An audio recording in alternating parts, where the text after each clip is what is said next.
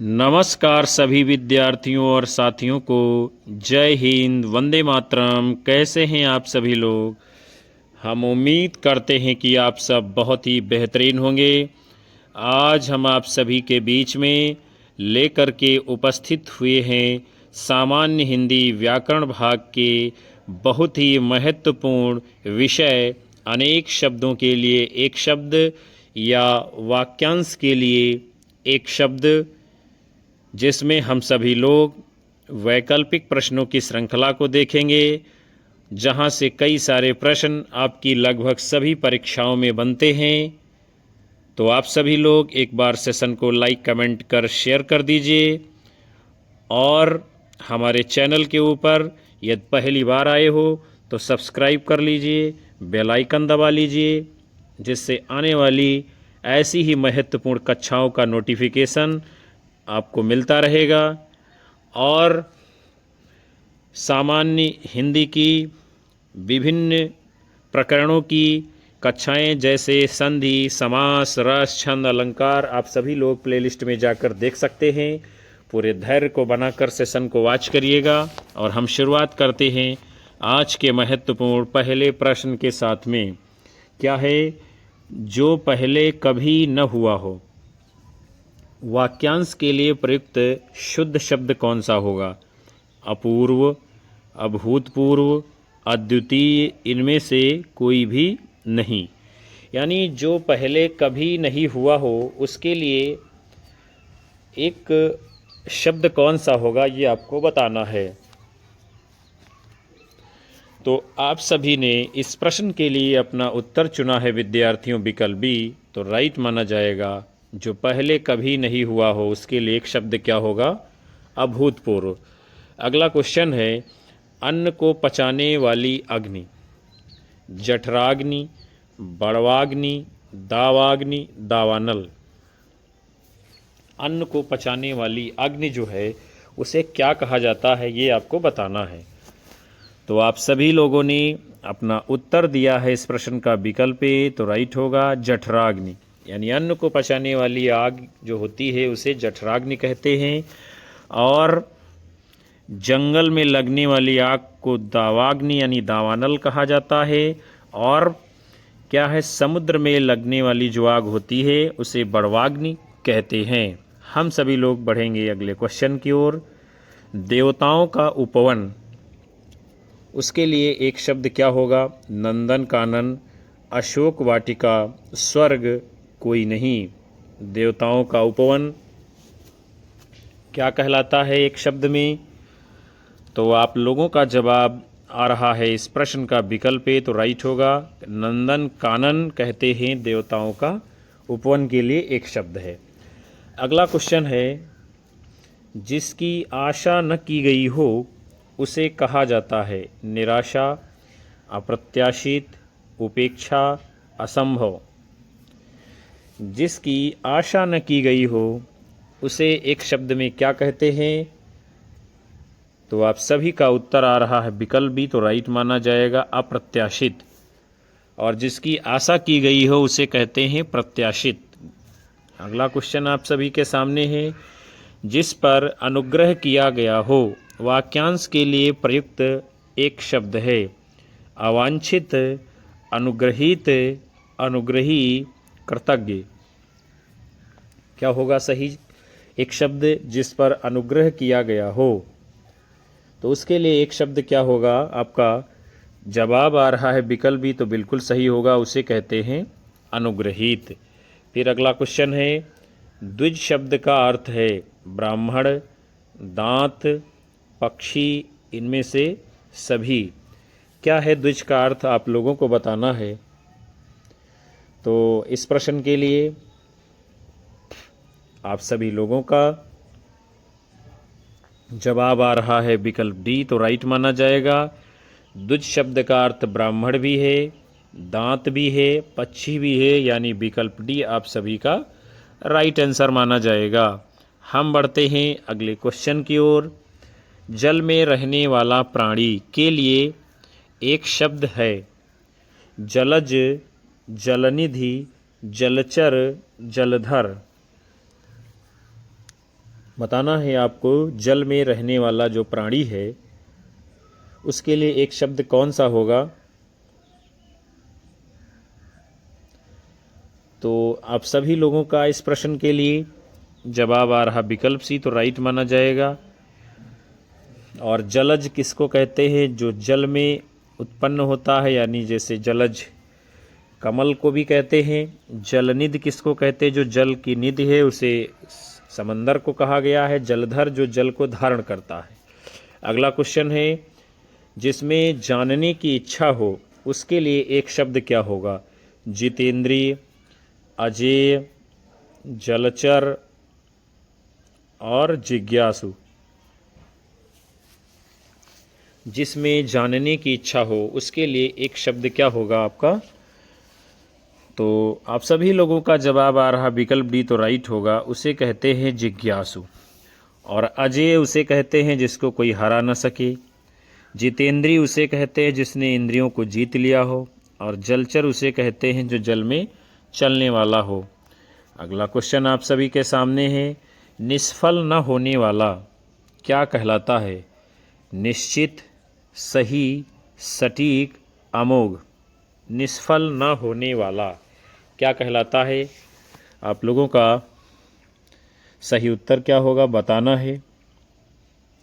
तो निष्फल न होने वाले को क्या कहते हैं, विकल्प डी आपका उत्तर होगा, अमोघ कहा जाता है। अगला क्वेश्चन आप सभी के सामने है, निम्नलिखित वाक्यांश में दिए गए विकल्पों में से सटीक शब्द का चयन कीजिए। सब कुछ जानने वाला उसे क्या कहते हैं, सर्वज्ञ, सर्वत्र, बुद्धिमान, ज्ञानवान। सब कुछ जानने वाला उसके लिए एक शब्द क्या होगा। तो इस प्रश्न का आप सबने उत्तर चुना है विकल्प ए, तो राइट माना जाएगा। सब कुछ जानने वाले को सर्वज्ञ कहते हैं और जो सभी जगह पाया जाता है उसे सर्वत्र कहते हैं। अगला क्वेश्चन आप सभी के सामने है, शक्ति की उपासना करने वाले को क्या कहते हैं। शैव कहते हैं, वैष्णव कहते हैं, शाक्त कहते हैं या फिर नाथपंथी कहते हैं। शक्ति की उपासना करने वाले को क्या कहते हैं। तो आप सभी का उत्तर आ रहा विकल्प सी, तो राइट माना जाएगा, उसको शाक्त कहते हैं। और जो शिव की उपासना करता है उसे शैव कहते हैं। जो विष्णु का उपासक है उसे वैष्णव कहते हैं। और जो नाथ पंथ को मानने वाला है, नाथ पंथ की उपासना करता है, उसे नाथपंथी कहा जाता है। अगला क्वेश्चन है आपके सामने, दोपहर का समय के लिए निम्नलिखित शब्दों में से कौन सा उपयुक्त है। रात, संध्या, अपराह्न, मध्याह्न।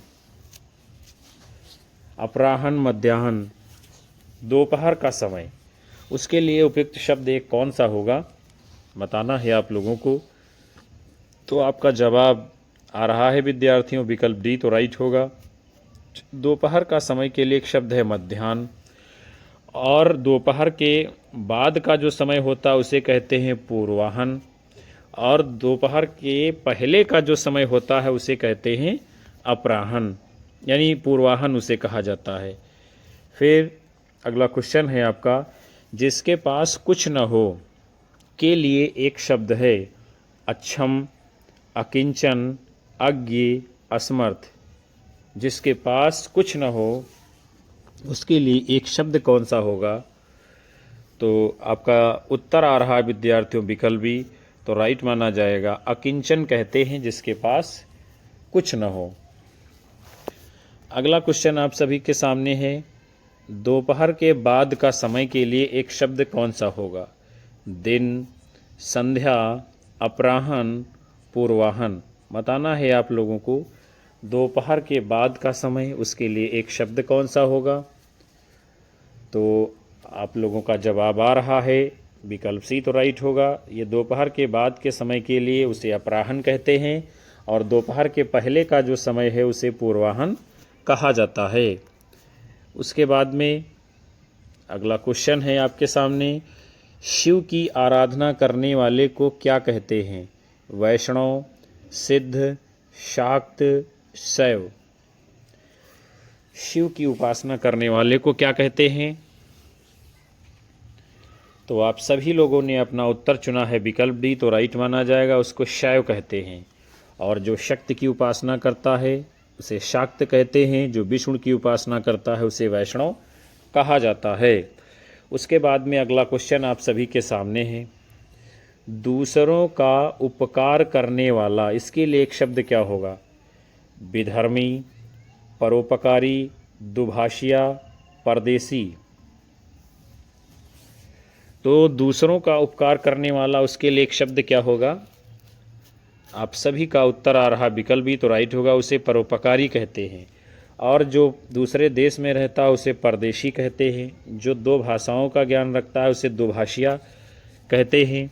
और जो दूसरे धर्म को चला जाता है, मानने लगता है, उसे विधर्मी कहा जाता है। फिर अगला क्वेश्चन है, छाती के बल चलने वाला के लिए एक शब्द क्या होगा? उरग, भुजंग, कुरग, कुरंग, तुरंग।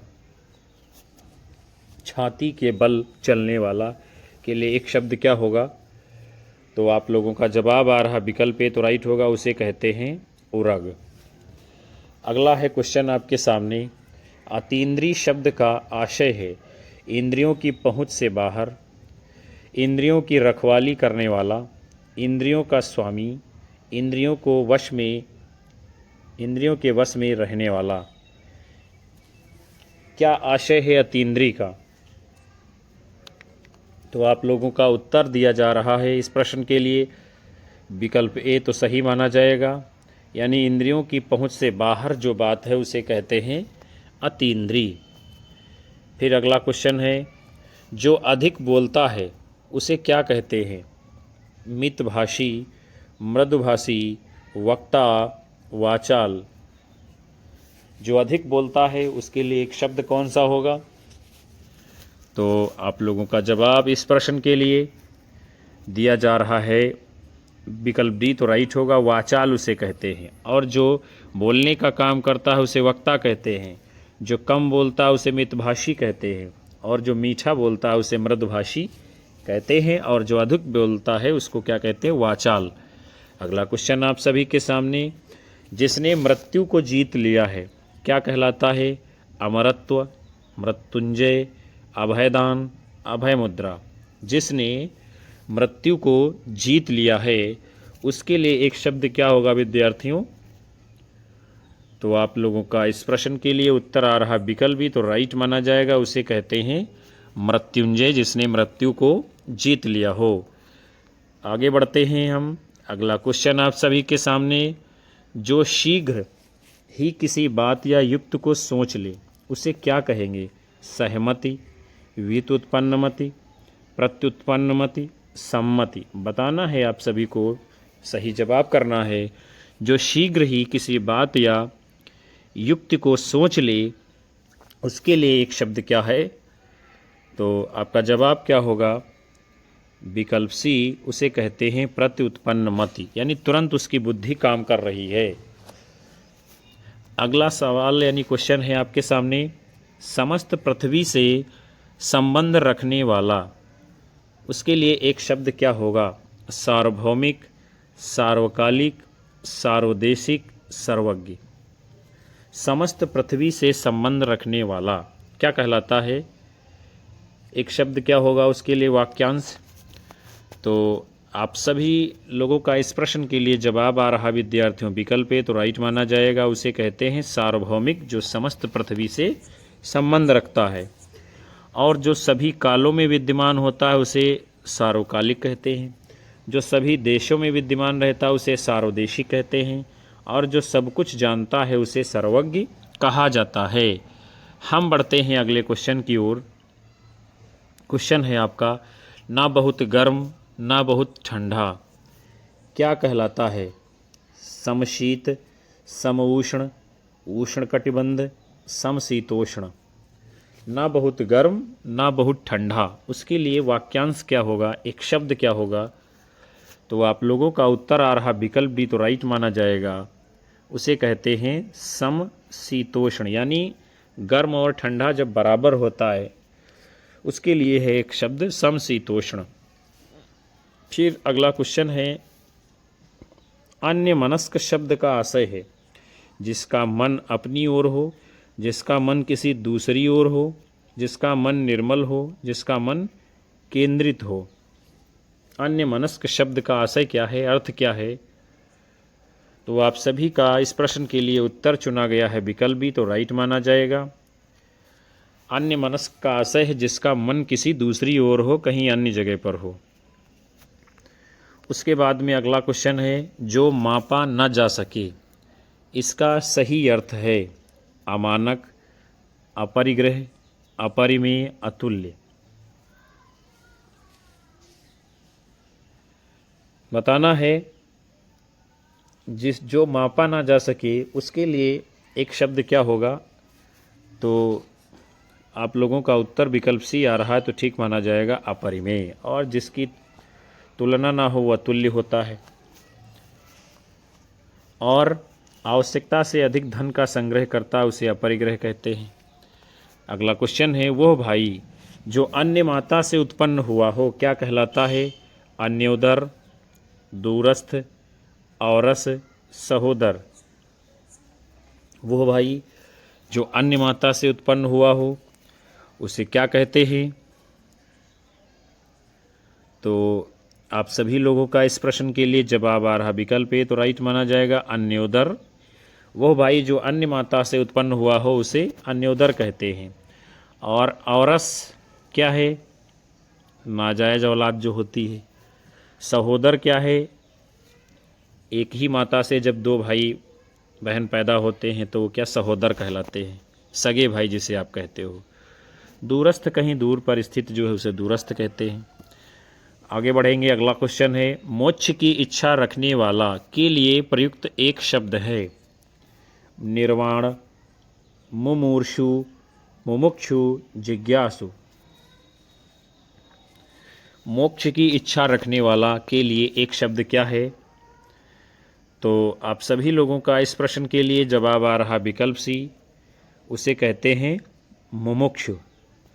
और जो मरने की इच्छा रखने वाला होता है उसे कहते हैं मुमूर्षु। जो जानने की इच्छा रखता है उसे कहते हैं जिज्ञासु। और जो मोक्ष की इच्छा रखता है उसे कहते हैं निर्वाण। अगला क्वेश्चन है, जिसका जन्म पहले हुआ हो वाक्य के लिए उपयुक्त शब्द है। अग्रज, ज्येष्ठ, वरिष्ठ, श्रेष्ठ। शानदार क्वेश्चन आपके सामने। जिसका जन्म पहले हुआ हो उसके लिए एक शब्द क्या होगा? तो आपका जवाब आ रहा विकल्प है, तो राइट माना जाएगा, उसे कहते हैं अग्रज। फिर अगला क्वेश्चन है, आजान बाहु शब्द निम्नलिखित में से किस वाक्यांश के लिए सही है? जिसकी भुजाएं छोटी हों, जिसकी भुजाएं लंबी हो, जिसकी भुजाएं घुटनों तक लंबी हों, उपयुक्त में से कोई नहीं। किसे कहते हैं आजान बाहु? तो आप सभी ने अपना उत्तर दिया है इस प्रश्न का, विकल्प सी तो राइट होगा। जिसकी भुजाएं घुटनों तक लंबी हों उसे कहते हैं आजान बाहु। फिर अगला क्वेश्चन है, जो पूजा के योग्य हो उसे कहा जाएगा, क्या कहेंगे उसे? पूजनीय, पूज्य, पूजनीय, पूजनीय। जो पूजा के योग्य हो उसे क्या कहते हैं? तो आपका जवाब आ रहा विकल्प भी तो राइट माना जाएगा, उसे कहते हैं पूज्य। हम सभी लोग आगे बढ़ते हैं, अगले क्वेश्चन को देखते हैं। वह स्त्री जिसका पति परदेश से आने वाला हो उसके लिए एक शब्द क्या होगा? आगत पतिका, प्रवस्त्य पतिका, प्रोषित पतिका, आगमिष्यत पतिका। वो स्त्री जिसका पति परदेश से आने वाला हो तो उसके लिए एक शब्द क्या होगा? आपका जवाब आ रहा विकल्प भी तो राइट होगा, उसे कहते आगमिष्यत पतिका, जिसका वह स्त्री जिसका पति परदेश से आने वाला हो। अगला क्वेश्चन है, जिसका कोई शत्रु पैदा ही नहीं हुआ हो उसे कहते हैं आजान बाहु, अजात शत्रु, अज्ञात शत्रु, अजात पूर्व। जिसका कोई शत्रु पैदा ही नहीं हुआ हो उसके लिए एक शब्द क्या होगा? तो आप सभी का उत्तर आ रहा है विकल्प भी तो राइट माना जाएगा, उसे कहते हैं अजात शत्रु। और जिसके शत्रु की कोई जानकारी ना हो उसे कहते हैं अज्ञात शत्रु, और जिसकी भुजाएं घुटनों तक लंबी हो उसे कहते हैं आजान बाहु। आगे बढ़ते हैं, अगला क्वेश्चन है कृतघ्न शब्द का सही अर्थ क्या है? जो उपकार नहीं करता, जो किए हुए उपकार को नहीं मानता, जो शत्रु को जीत लेता है, जो मित्रता को नहीं मानता है। तो कृतघ्न शब्द का सही अर्थ क्या होगा? आप लोगों का उत्तर आ रहा विकल्प भी तो राइट माना जाएगा। जो किए हुए उपकार को नहीं मानता है उसे कहते हैं कृतघ्न। फिर उसके बाद में अगला क्वेश्चन है गतानुगतिक शब्द का सही अर्थ है? प्राचीन आदर्श के अनुसार चलने वाला, पीछे चलने वाला, अनुसरण करने वाला, गत को नहीं मानने वाला। गतानुगतिक शब्द का सही अर्थ क्या होगा? तो आप सभी का जवाब आ रहा विकल्प ए तो राइट होगा। प्राचीन आदर्श के अनुसार चलने वाला जो होता उसे कहते हैं गतानुगतिक। फिर उसके बाद में अगला क्वेश्चन है निम्नलिखित विकल्पों में से उस विकल्प का चयन कीजिए जो दिए गए शब्द का एकार्थी शब्द है। जिसे कभी बुढ़ापा न आए उसे क्या कहते हैं? अगम्य, अमर, अक्षम्य, अजर। जिसे कभी बुढ़ापा न आए उसके लिए एक शब्द क्या होगा? तो आप सभी लोगों का उत्तर आ रहा विकल्प भी तो राइट माना जाएगा, उसे कहते हैं अजर। और जो कभी मरे ना उसे कहते हैं अमर। जिसके पार ना जाया जा सके उसे कहते हैं अगम्य। और जो क्षमा के योग्य ना हो उसे कहते हैं अक्षम्य। फिर अगला क्वेश्चन है वह स्त्री जिसका पति दूसरा विवाह कर ले, इसके लिए एक शब्द क्या होगा? अध्यूढ़ा, परित्यक्ता, अनूढ़ा, खंडिता। शानदार प्रश्न आपके सामने। वह स्त्री जिसका पति दूसरा विवाह कर ले उसके लिए एक शब्द क्या होगा? तो आपका उत्तर आ रहा विकल्प ए तो राइट माना जाएगा, उसे कहते हैं अध्यूढ़ा। अगला क्वेश्चन है जिसने ऋण चुका दिया हो उसके लिए एक शब्द क्या होगा? रम्य, उऋण, उत्तीर्ण, भारहीन। जिसने ऋण चुका दिया हो उसके लिए एक शब्द क्या होगा? तो आपका जवाब विकल्प बी आ रहा तो राइट माना जाएगा, उसे कहते हैं उऋण। हम सभी लोग आगे बढ़ते हैं। अगला क्वेश्चन है दीन दुखियों को भोजन देने की व्यवस्था। वाक्यांश के लिए एक शब्द है। भंडारा, दातव्य, सदावर्त, धर्मार्थ। दीन दुखियों को भोजन देने की व्यवस्था, वाक्यांश के लिए एक शब्द क्या होगा बताना है आपको। तो आपका जवाब आ रहा है विकल्प सी तो राइट होगा, उसे कहते हैं सदावर्त। फिर अगला क्वेश्चन है जिसके समान दूसरा ना हो उसे कहते हैं अद्वितीय, अनोखा, अकेला, असमान। जिसके समान दूसरा ना हो उसके लिए एक शब्द क्या होगा? तो आपका जवाब इस प्रश्न के लिए आ रहा है विकल्प ए तो ठीक माना जाएगा, यानी उसे कहते हैं अद्वितीय जिसके समान दूसरा ना हो। फिर उसके बाद में अगला क्वेश्चन आपके सामने है जो परीक्षा में उत्तीर्ण ना हो उसे क्या कहते हैं? असफल, अनुत्तीर्ण, अयोग्य, अवनति। जो परीक्षा में उत्तीर्ण ना हो उसके लिए एक शब्द क्या है? तो आपका जवाब आ रहा विकल्प भी तो ठीक माना जाएगा, उसके कहते हैं अनुत्तीर्ण।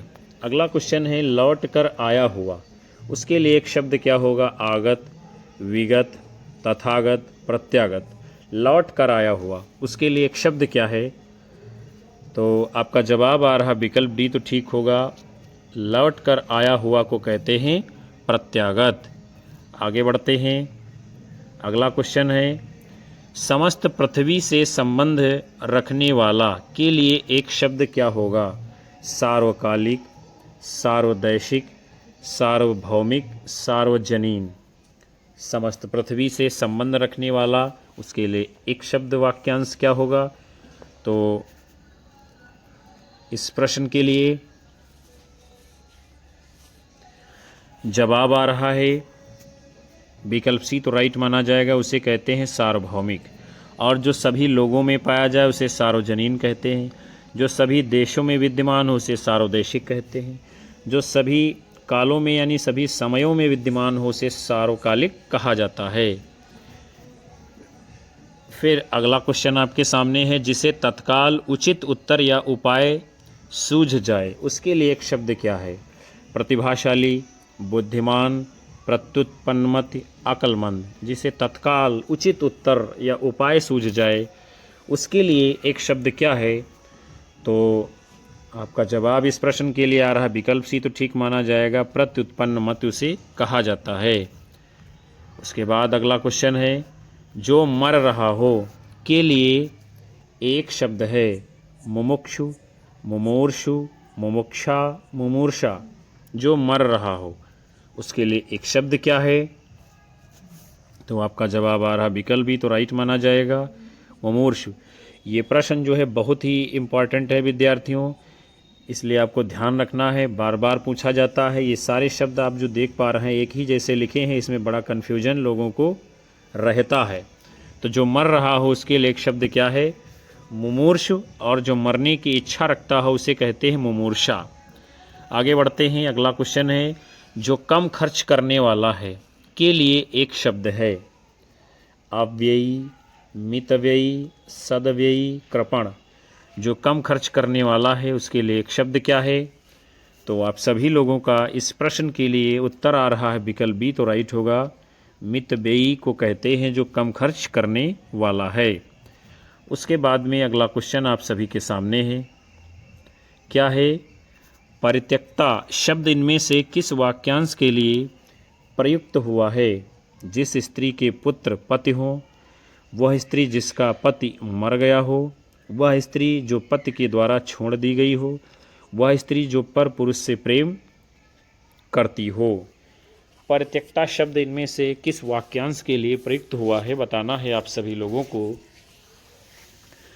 तो इस शानदार प्रश्न के लिए आप सभी लोगों का जवाब आ रहा है विकल्प सी, तो शानदार जवाब माना जाएगा, यानी वह स्त्री जो पति के द्वारा छोड़ दी गई हो उसे कहते हैं परित्यक्ता। तो प्यारे विद्यार्थियों और साथियों, आज के इस खूबसूरत सेशन को हम यहीं पर विराम दे रहे हैं, जो कि सामान्य हिंदी व्याकरण भाग में वाक्यांश यानी अनेक शब्दों के लिए एक शब्द के ऊपर आधारित था, जहां पर आप सभी लोगों ने 46 बड़े ही महत्वपूर्ण परीक्षाओं में पूछे गए प्रश्नों को देखा है। हम आशा कर रहे हैं कि ये सत्र आप सभी लोगों को पसंद आया होगा, आपकी आने वाली परीक्षाओं में महत्वपूर्ण भूमिका निभाएगा। सेशन को लाइक करिए, ज़्यादा से ज़्यादा अपने साथी मित्रों में अवश्य शेयर करिए और अपने अधिकतम साथी मित्रों को हमारे चैनल से अवश्य जोड़ते रहिएगा। आपको लगता है कि मेहनत आपके लिए की जा रही है, तो साथियों को चैनल से जोड़ते रहना, और उन सभी विद्यार्थियों का, साथियों का हार्दिक धन्यवाद, तहे दिल से शुक्रिया जो अंत तक सेशन को वॉच किए हैं। हम मिलेंगे आप सभी को फिर अगले प्रैक्टिस सेट को लेकर एक नई ऊर्जा के साथ नई कक्षा में। तब तक के लिए आप सभी लोगों को नमस्कार, जय हिंद, वंदे मातरम, बाय बाय, शुभ रात्रि आप सभी लोगों को विद्यार्थियों।